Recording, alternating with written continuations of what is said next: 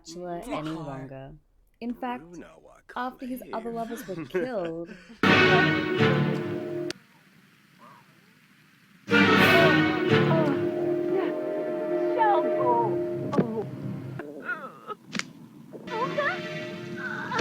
he decided to get his life together and be devoted to the only woman in his life.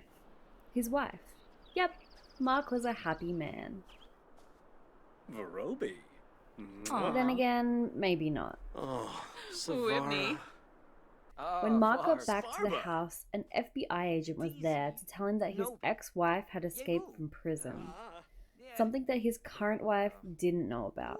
The agent told him that she had abandoned their child as well. Mark corrected him and said that was her child, and he didn't want to have anything to do with it. The agent said that if he doesn't claim the child, it will end up in an orphanage. Mark said he didn't care. The agent understood and said that he would be standing guard outside of his home 24/7 until Brylee was found. Mark was relieved and concerned at the same time. His wife, Jenny, had questioned him about what was going on, but Mark made something up about a burglar in the neighborhood.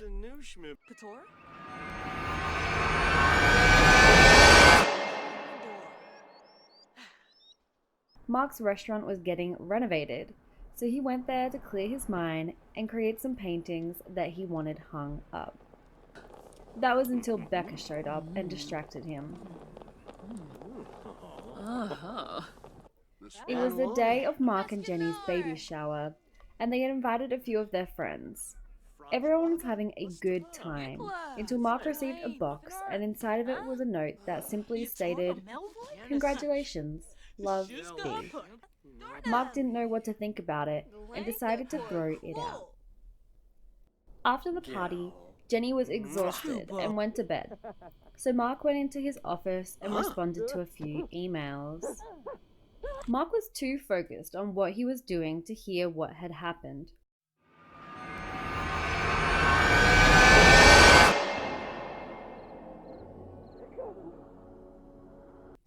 Jenny had woken up from her nap to tell Mark that it was time to go to the hospital. He wasn't very calm about it.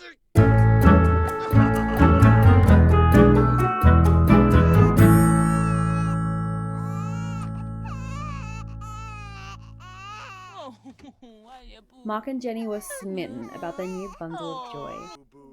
Mark had felt a different kind of love when he held his daughter.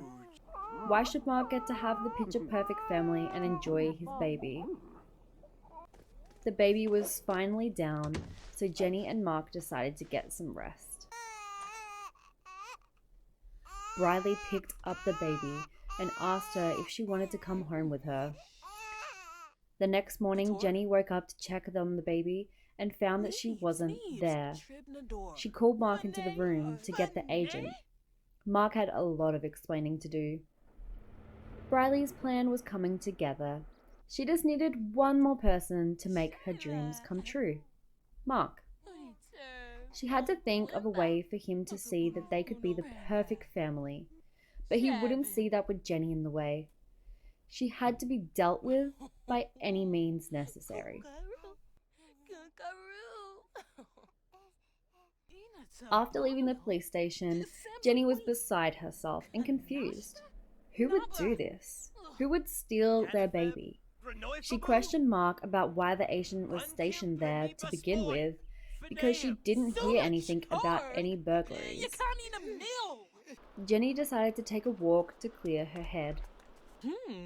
She was wrapped up in her thoughts that she didn't hear Brylee coming up behind her. Brylee introduced herself and stated that Jenny looked like she needed a friend. They spoke for hours, and Jenny ended up telling Brylee everything, even the fact that she is torn if she should even stay with Mark. This was music to Brylee's ears, and stated that Mark couldn't be trusted. Jenny stated that she should go check in at a hotel. Brylee couldn't agree more. There was nothing for Mark to do except for paint and hope that Jenny picked up the phone. Becca had showed up instead. Mark just couldn't help himself. Jenny couldn't believe what she saw. You can't eat a meal. Mark ran after her to explain, but Jenny didn't want to listen to anything he had to say.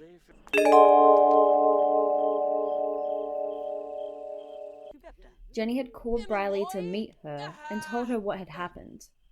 It was clear that Mark's priorities weren't on finding his baby. She had no choice but to divorce him. Brylee understood and told Jenny that she was doing the right thing. Mark was keeping his baby a priority, and after seeing who he thought was Brylee talking to Jenny, he decided to do a little investigation of his own.